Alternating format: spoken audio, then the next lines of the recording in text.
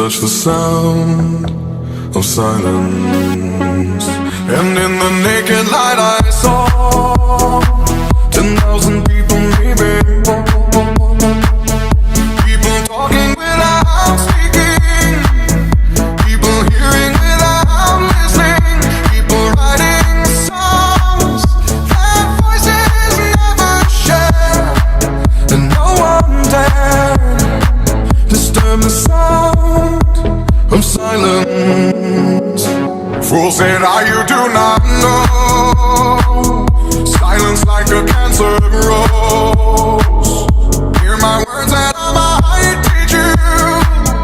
Play my arms and I might reach you. But my words, like silent raindrops, fell and echoed in the wells of silence.